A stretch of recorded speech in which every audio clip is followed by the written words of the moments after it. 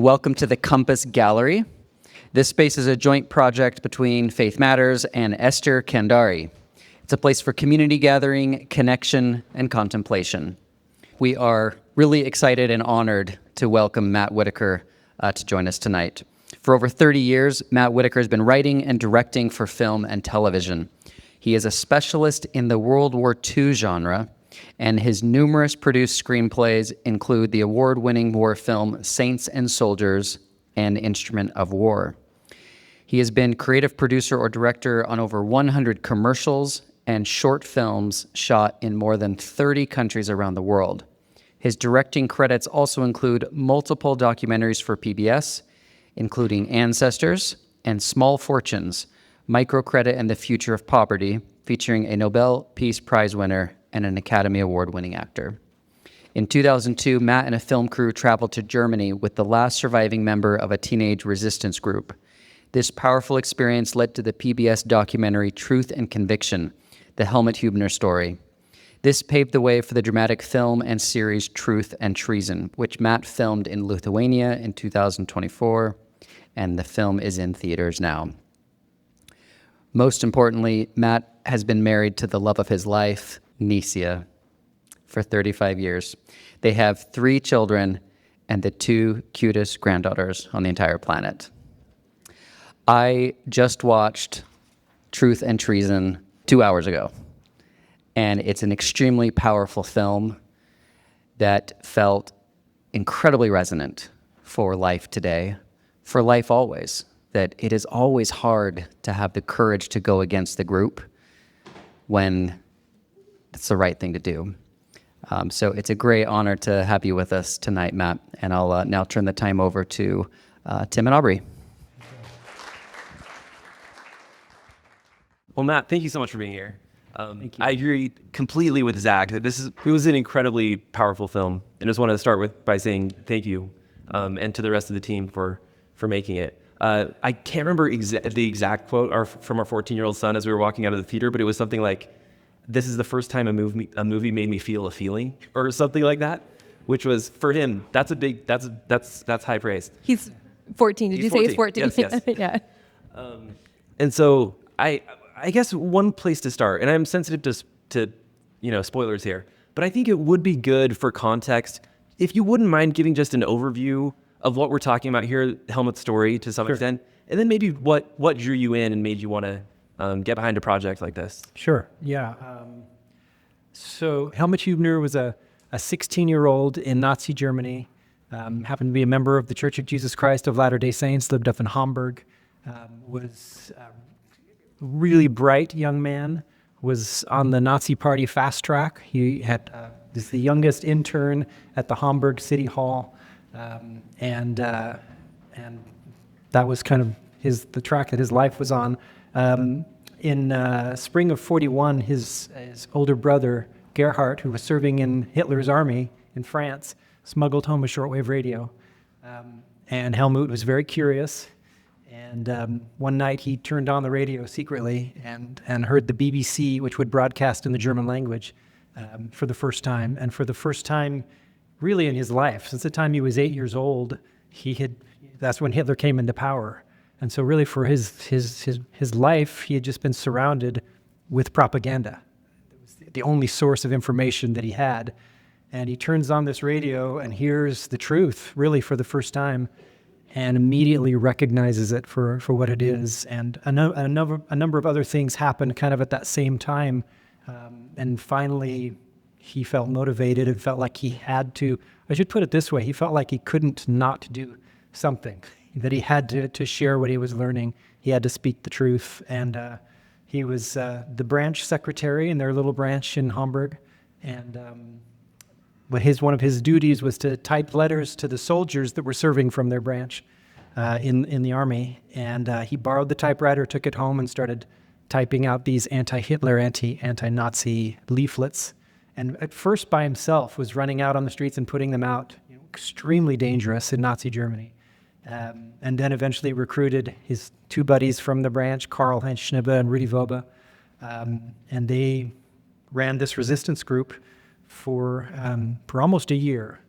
And of course, the whole time during this, the Gestapo is finding these leaflets and is convinced that they were so well written, the language was so elevated, there was so much truth contained in them, which the Gestapo knew, that they were convinced that it was a university professor or something like that. That's what they were looking for.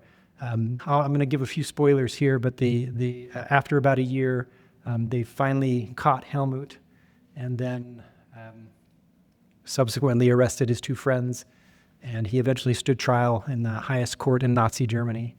Just an incredible story. I found it back in 2001. I was actually doing another documentary about World War II, and a member of my crew asked if I'd ever heard the story of Helmuth Hübener before, and I hadn't. And he said, I think that the last surviving member of the group, I think he lives in Salt Lake. We should see if he would. So we literally just opened the phone book and looked up the name Karl-Heinz Schnibe, found it in the phone book, called him up, and asked if he would share his story with us. And he said we could. And so we went to his home. He gave us kind of the short version when we were at his house.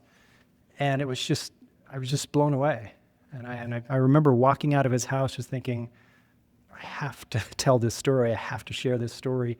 Again, at that point in my career, I was doing documentary films. And so we interviewed him on film, got kind of more of the full story. And then I was trying to find every person who was still alive, who had been in that branch or who knew Helmut, to get as many firsthand accounts as I could. And so we did that documentary in 2002, 2003. And while I was doing that, I started writing the very, very early drafts of a script for a feature film version. Gosh, I had no idea that you talked to Carl. This was my next question. Like, where did all of these sources come from? Because I think this is a story that it floats. Like, you've heard the name and you know something about him being very young. You know something about communication or execution, but no details. So was it easy to find documents? Like, was his story recorded, or is this really coming from Carl's point of view? My main source for information was Carl. However, I was very fortunate because 30 years, almost exactly 30 years before I found Carl, there was a BYU professor in the German department named Alan Keel who discovered the Hübener group, and we didn't know this until many years later, but he also opened the phone book and found Carl's name and called him, and that's how they were introduced. He says that Carl said to him, I've been waiting 25 years for this phone call.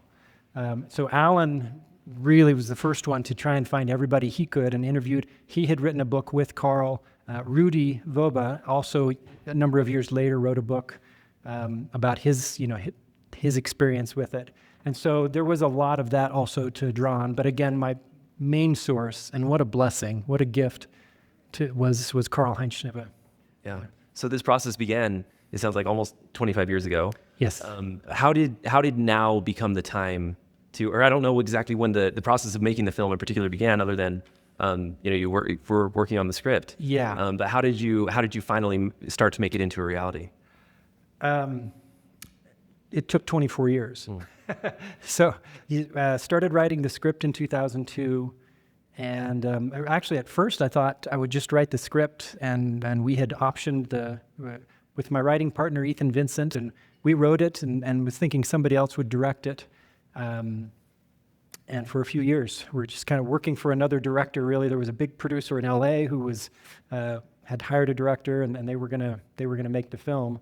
We were just the writers. And then I had a very, very powerful experience on August 13th, 2005. You ever have one of those experiences where you know the day and you'll never forget it? I had one of those where I just knew I was supposed to direct it.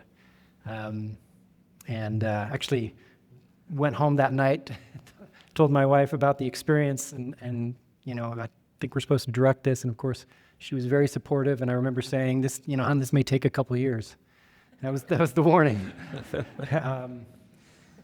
Not long after that, I reached out to Russ Kendall, our other producer. Russ and I worked on many projects before that together, and I knew if I was going to do it, I wanted him involved. And so I actually called him up and asked if I could take him to lunch. Wined and dined him at Subway. Spared no expense. And thankfully, he said yes, he wanted to be involved. And that's where his production company, Kaleidoscope Pictures, became involved. We started that process, of trying to raise the millions of dollars that it takes and all of the legal framework that has to be set up to try and do a film. And got close, raised a lot of money, and had an incredible cast, had 2 Academy Award nominated actors attached to star in it. And then the world housing market collapsed in 2008, and all of our investors went away, and everything kind of fell apart. And took a number of years to kind of get it back, and we're raising money again, and then COVID hit, and investors pulled out again. And we're working back on that, and it was in the middle of that in 2021, 22, when we had meetings with the Gentleman Angel Studios, which is just right across the street, and started exploring a collaboration with them, and then together with them brought together the financing, and finally were able to film it in Lithuania in 2024. So last year, my wife and daughter and I moved over to Lithuania, as did Russ and John with their families, and spent about 5 months there prepping for and finally making the film. Yeah. Oh my gosh. I had no idea that this was such a long time coming. I mean, and it has soul. Like the story itself is larger than life, but the presentation of the story felt soulful. But I'd love for you to talk about how much were you filling in blanks? The story is just there. It's so rich. I just was dying to know during the whole movie, like how much of this is just beautiful storytelling, and we don't really know about their personalities or the details. Like when did that have to diverge from the record, and what do we know? Yeah, it's a great question. So because I had the opportunity to do a documentary first, that was really my effort to kind of take a photograph of the story, if you will, and get it as close as I could to every factual in every element. This is really kind of my painting, if you will, of the story. Having said that, we tried to be as close as we could, as much as we could, to what the story was, to what the facts were. And it really is. I couldn't give you a percentage. Of course, yeah, we did fill in put some flesh on the bone about things that we didn't know about, or had to condense things or combine some characters. Anytime you take a true story that's as expansive as this one, you do have to take some license a little bit to work things together. But again, having said that, down to some really, really minute details, there is so much where we just stayed right with the story. A lot of things that when we did the documentary, we didn't even know. For instance, again, if you've seen it, the Gestapo agent, Erwin Mussner, when I did the documentary, all we knew about him was what Carl and Rudy remembered. They didn't know his last name. They didn't know anything about him.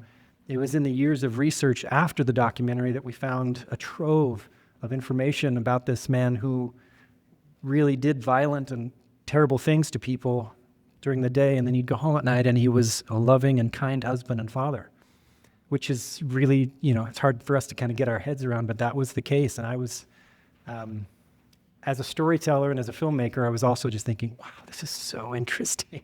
Yeah. So again, long answer to your question, but there's so much truth. I'll just give you two specific examples of where we just tried to be as detailed as we could.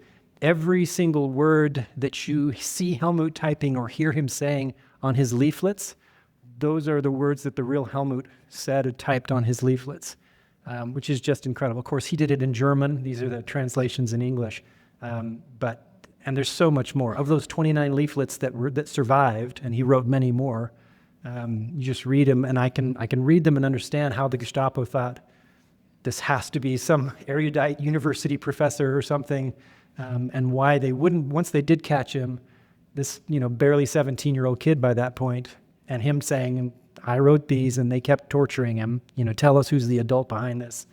And finally, until they believed him that he really was the kid who was writing all these. The other one I'll just share with you, again, spoilers, but the execution scene, we know from the records the Nazis kept, very, very detailed records, that from the moment that young man entered that execution chamber to the time of his execution was exactly 18 seconds. That scene in the film is exactly 18 seconds. It it was, of course, we were very, very careful and intentional about how you show that kind of a scene. We did not want it to be gratuitous or anything, but also I think it was important to understand just how abrupt and fast that horrible thing happened. Anyway, just a couple of examples. Thank you. Could you talk about developing these characters on screen?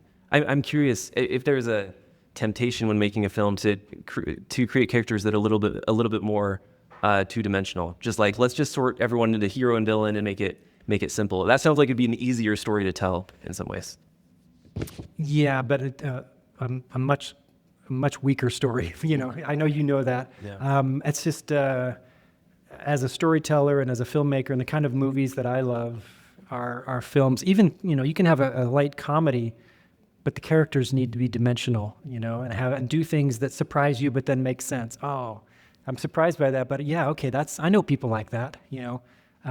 With this one and with the, because it's based on real people, because I knew Carl, because he could tell me what Helmut was like, it was easier in that sense to really flesh out these characters.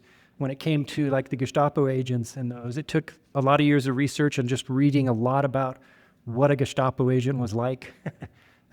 We tried to meet with the son of the Gestapo agent, he may have passed away now, but was still living a few years ago, and weren't able to meet with him. But just a lot of research. As you know, everybody's complex. Yeah. And nobody's two-dimensional. Yeah. I'm curious about this sort of like propaganda machine that you mentioned that was going for, since Helmut's childhood. And I was thinking about this in the context of the one Gestapo agent that you mentioned in particular. Like how in your mind, how is it possible that someone becomes that, violent and that cruel in some ways during the day and then is a loving father at night? It makes me wonder if it is just a function of that propaganda, and if that's sort of the air you're breathing, that you don't see it that way. Or do you believe that some of these agents knew that what they were doing was wrong and yet somehow justified it? It's a good question, and there have been volumes written, asking that same question and trying to. The short answer is I really don't know, but I do know. Sometimes we look at somebody like that, or we look at somebody like Hitler or any of his henchmen, and call them monsters. And I think it's dangerous to do that, because they did monstrous things, but they were humans. And there's even been research into Adolf Hitler and the way that he would treat those that were closest to him, which was, until the very end, very kind to his secretaries, disturbingly kind to his dog, just those. So we're complex people, and people who can be very genuinely kind to someone that they agree with or that they like, and horrible or evil to someone else. It's real, I think that we need to, instead of saying, well, those were monsters, I think we need to look at those were humans, and any of us in the wrong situation, I think, are at risk. There's one character, the bishop of this little ward or branch, who we call him a bishop in the film. He was a branch president. Oh, he's a branch president. Yeah, okay. Yeah. I wanted to ask you about him because he's also one of these people where you just you can feel like you understand him, and at the same time you're so disappointed sometimes and relieved sometimes, and it feels like you are watching him.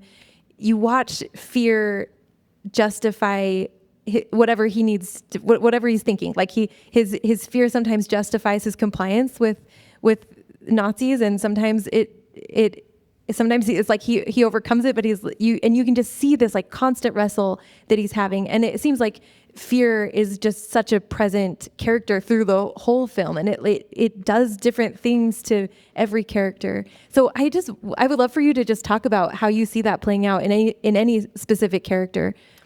I will talk about the branch president. His name was Arthur Zander.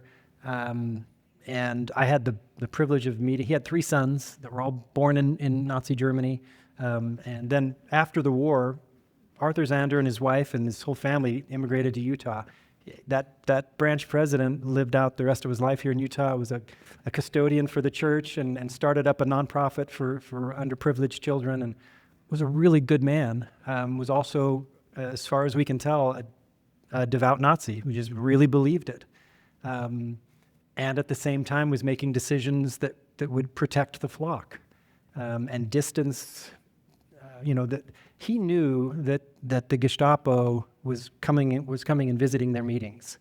They would come and sit in the back and just watch this American church.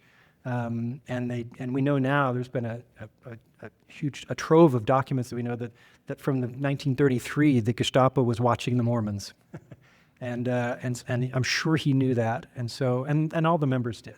These are little branches. They know when two men sitting in the back that they don't recognize. They may have thought they were being incognito, but they weren't.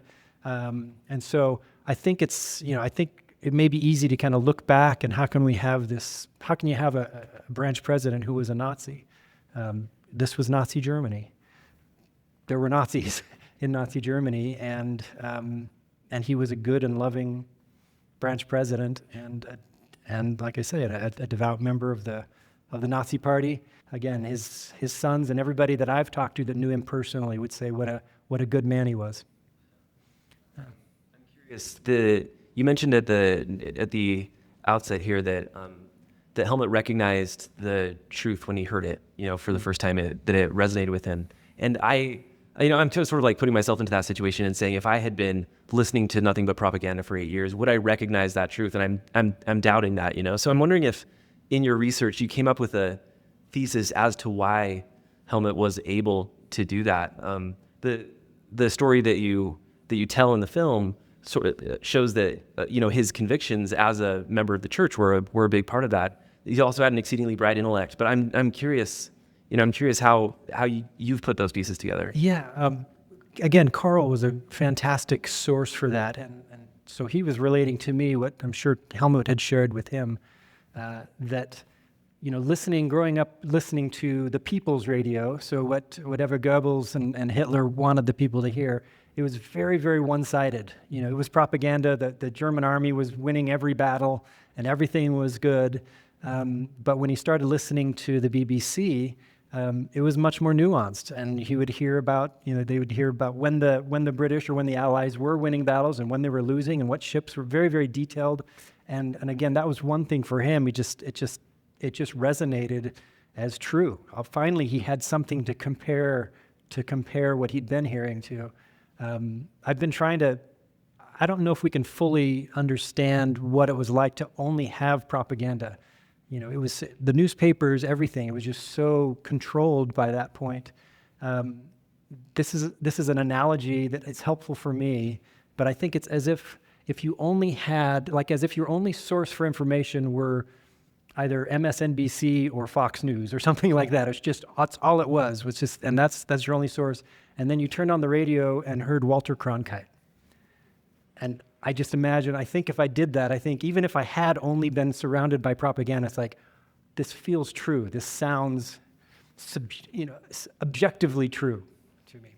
Yeah, because it presents both sides. It's not like he was hearing the propaganda and then turned on the radio and heard something that was just as black and white on the other side. That's right. He heard something more nuanced. Much more nuanced. That's very interesting, yeah.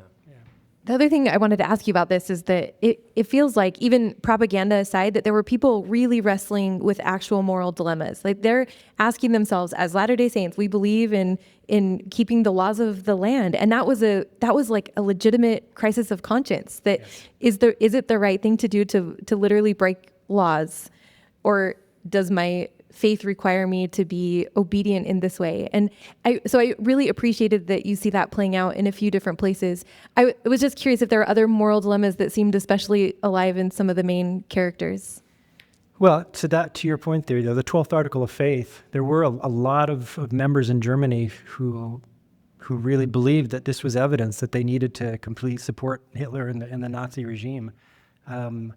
I'm confident that Helmut had also read the 98th section of the Doctrine and Covenants, and which gives much more, really gives context to the, I think, important context to the 12th Article of Faith, and about what it means to follow a law if it's not just, and what our obligations are as members of the church and as disciples of Christ. Go ahead. Oh yeah, I was just gonna say one of the moral dilemmas that was really tough to watch on screen for me is when when the Gestapo were trying to get Helmut to give up his friends.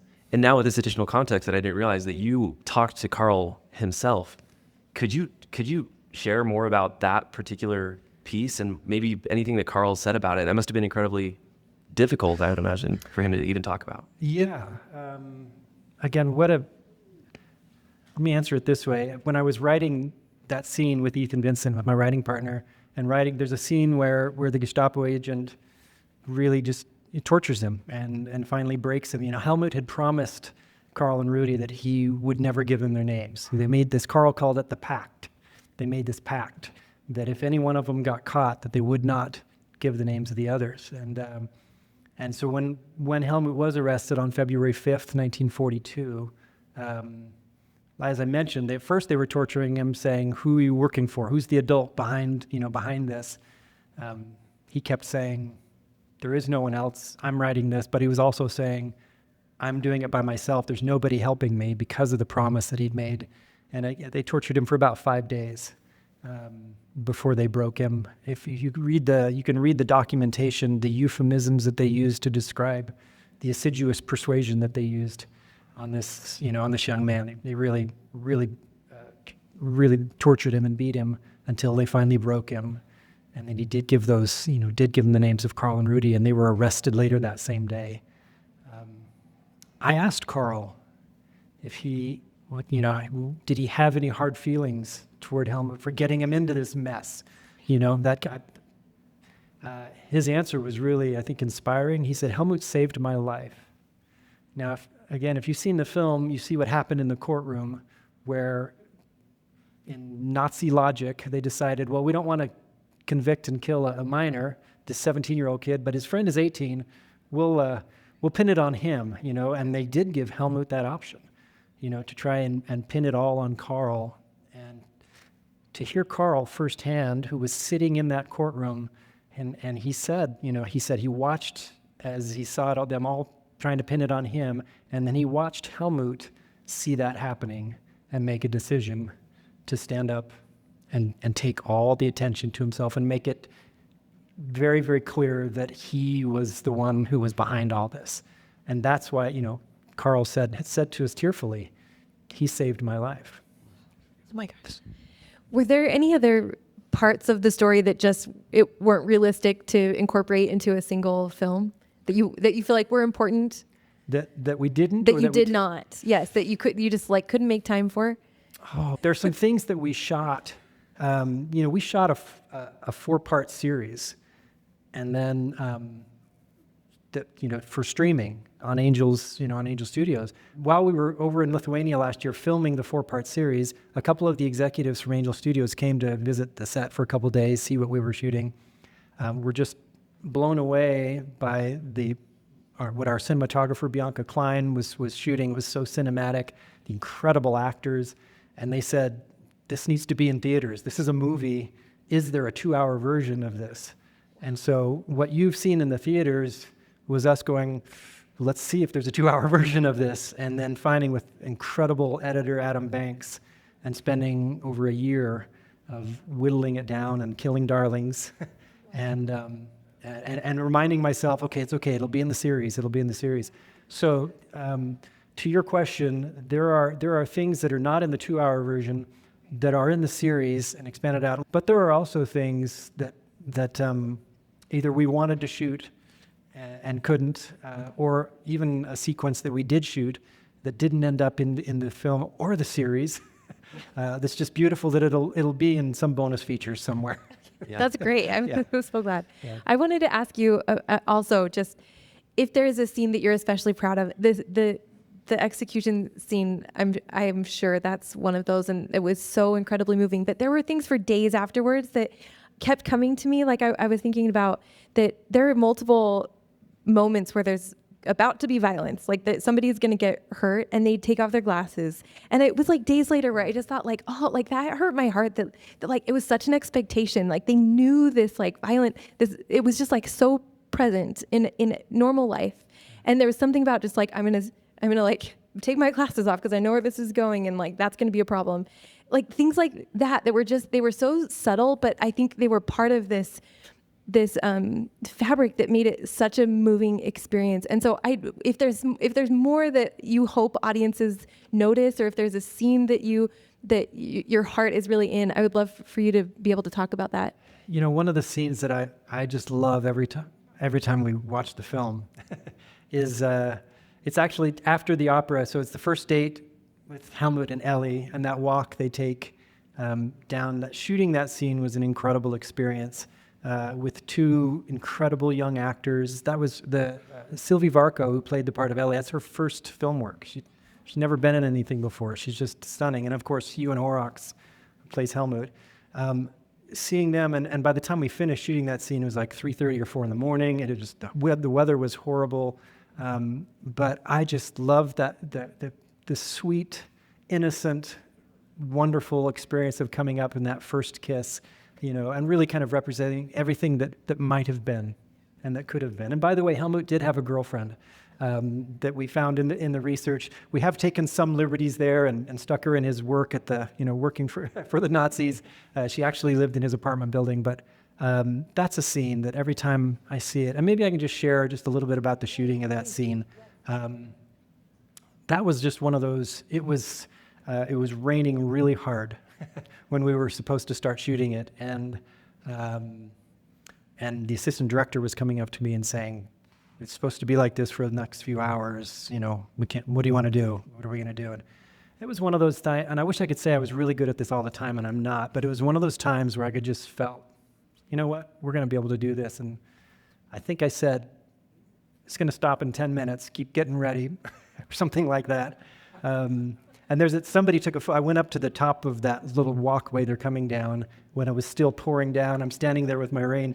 I'm sure I was praying, "Please stop." Anyway, it stopped in about 10 minutes. And we shot that scene for the next several hours. And then it started to rain lightly again right toward the end. We weren't quite done yet. If you remember at the end of the scene, after the kiss, she says, "You better get me home. It's starting to rain." It was scripted as, "You better get me home. It's past curfew." But it was starting to rain. And it's such a better line. So much better.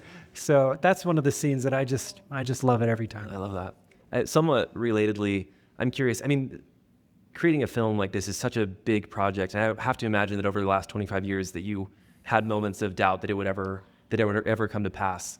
I'm curious if any stories come to mind when I ask what miracles or what divinely guided moments you felt like enabled this to happen. You and I were chatting beforehand, and this is one of those venues where I'm grateful that I can share some of those experiences that I wouldn't mention in a meeting in LA. Yes, there have been many times when I was curled up in the virtual fetal position. Yep. Why? What have I done?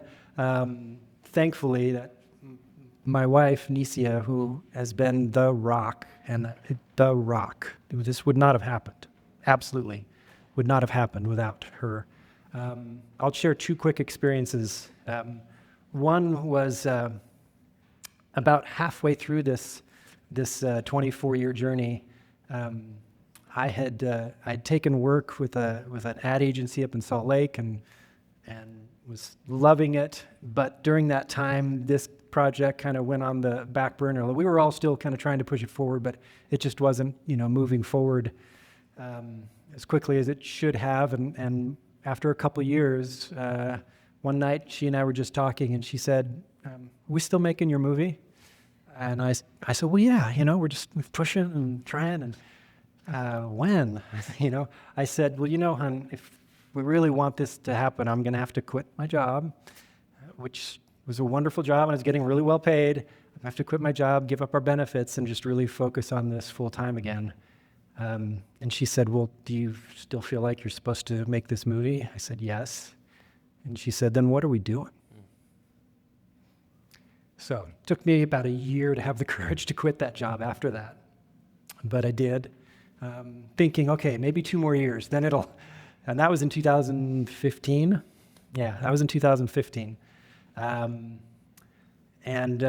were many times in between there. I'll just share one more experience. And I hope that these are helpful for everybody. This happens, these are our kind of personal experiences on this mission that we've been called on. But we all know that we each have missions. We each have things that the Lord is trying to direct us and help us to do. And it's, for whatever reason, it's almost never easy, is it? It was in 2023. And again, no spin zone here. I'll just be really open. It was not going well. We'd had another crowdfund with Angel Studios. It really hadn't done well. Things seemed like they were kind of falling apart. I was in a really dark place. I really felt like I was trapped. Just felt like I've kind of compromised my whole career to try and do this, and now it's never going to happen. We were sitting in church, and I'm sure it was a wonderful meeting, but I really wasn't paying attention. It was really just weighed down with darkness. They sang the closing hymn, said the closing prayer. There was a brother sitting next to me that I didn't know well at all. I'd met him a couple times.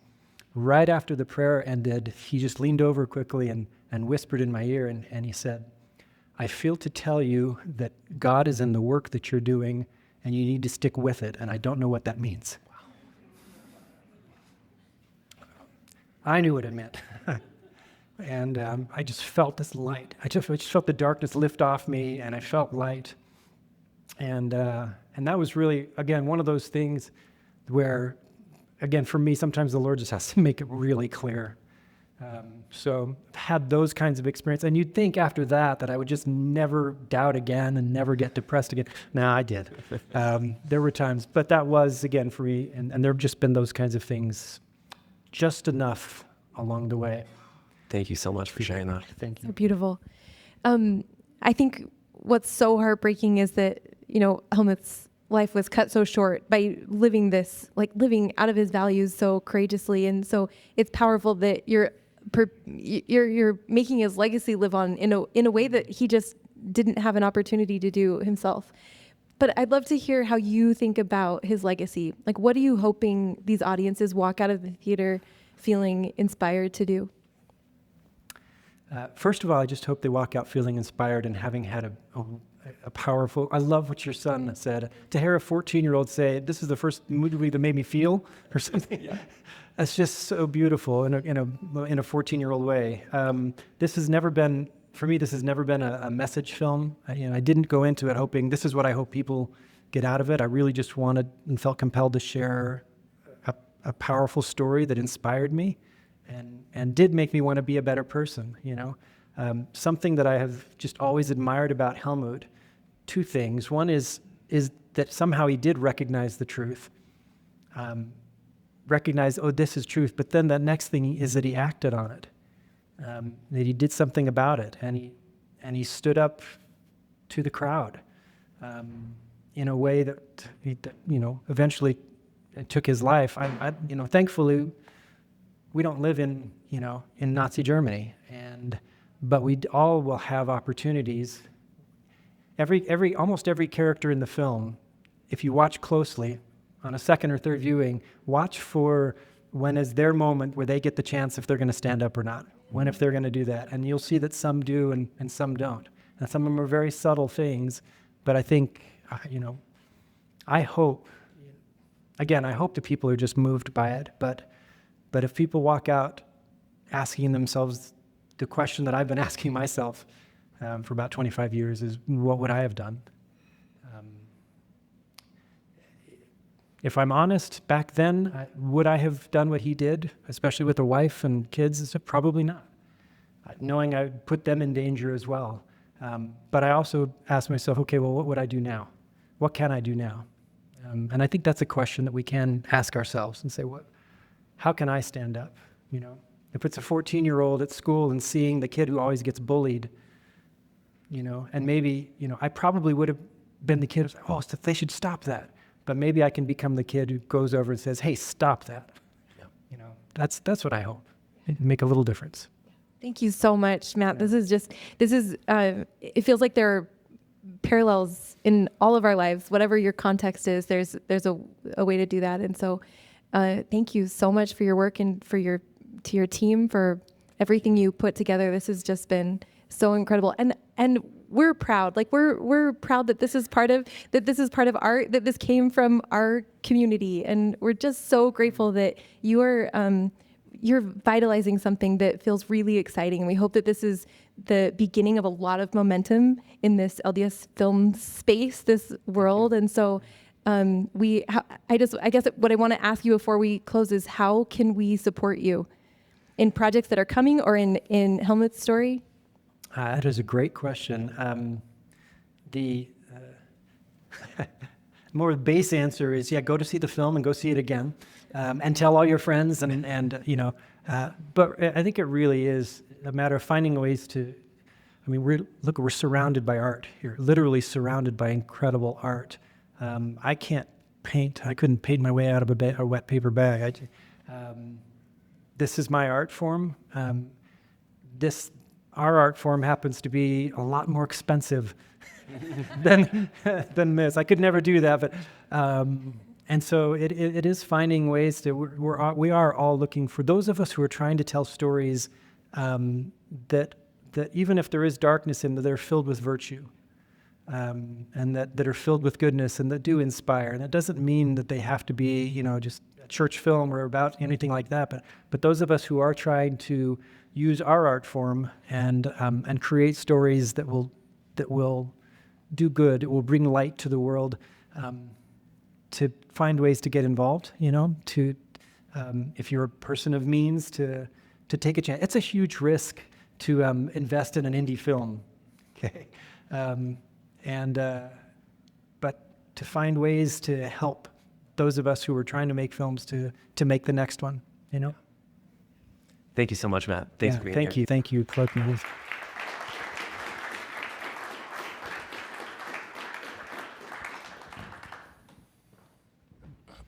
Hi. I just wanted to ask what the impact was of Helmut's arrest and conviction on the branch. And then also I heard there's some controversy over whether he was actually excommunicated. I'd always been told that he was excommunicated, but then recently I heard that maybe that wasn't the case. You're right, it wasn't the case, but I'll clarify that a little bit. After he was captured, like I say, they were already watching the Mormons, and after he was captured, the branch president made a very quick decision in consultation with the district president to excommunicate Helmut. So he wrote on his record, excommunicated. It was never officially done, never officially recognized by the church or anything like that. But he did announce it the following Sunday in church. And again, when you get a chance to watch the full series, we also depict that moment of his decision-making process. But he announced it. It's likely that there were Gestapo sitting there when he announced it. So what could have been very, very dangerous for all the members of that branch, in fact, could have been very dangerous for all the members of the church in Nazi Germany. Instead, really nothing happened. Some things happened to Gerhard, his older brother, but the members in general were not impacted by it. And most scholars would believe it's because of the way the branch president reacted, because he did this excommunication, which again was not an official excommunication at all. But, yeah.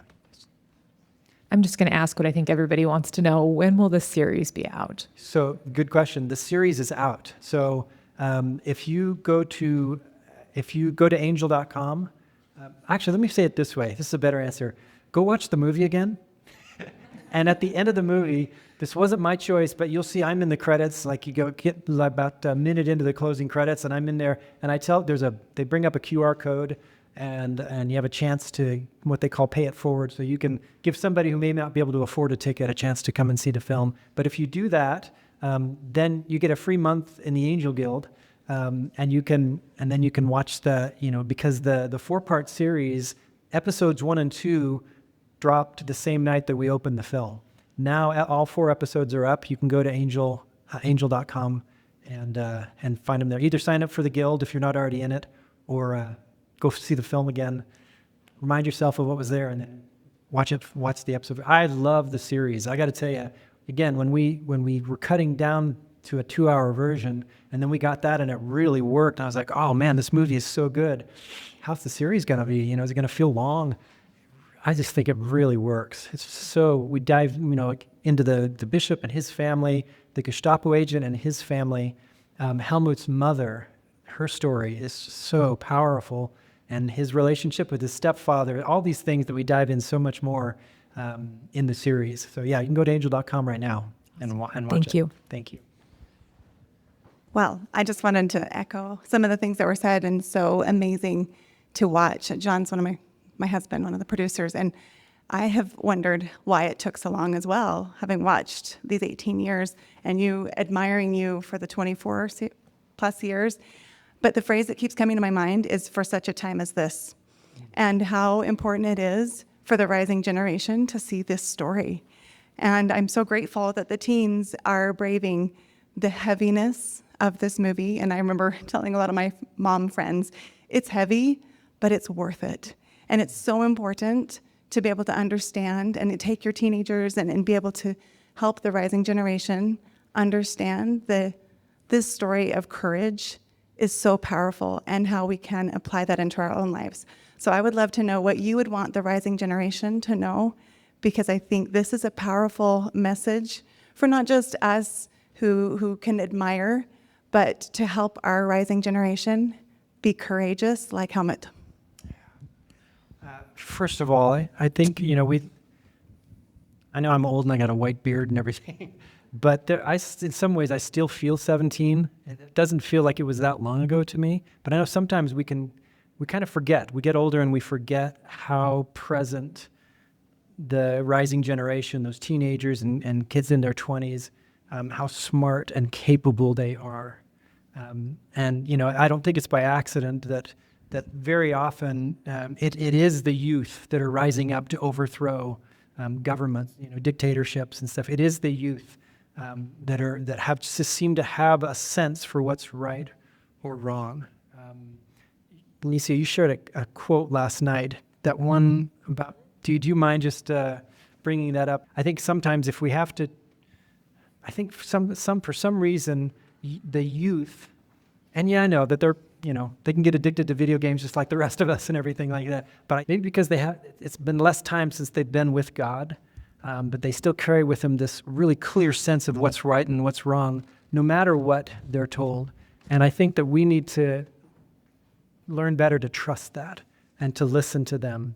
And that when my daughter says, "Dad, that's not right," even though politically and the pundits that I'm listening to say this, that when my young daughter says, "That seems wrong," I'm going to listen to that. This is from an amazing theologian who recently spoke at BYU. "The only clear line I draw these days is this: when my religion tries to come between me and my neighbor, I will choose my neighbor. Jesus never commanded me to love my religion." And that's from Barbara Brown Taylor. I think that our kids get that. They get that even though the world or whatever we made, the adults may be telling them, this is what you need to do.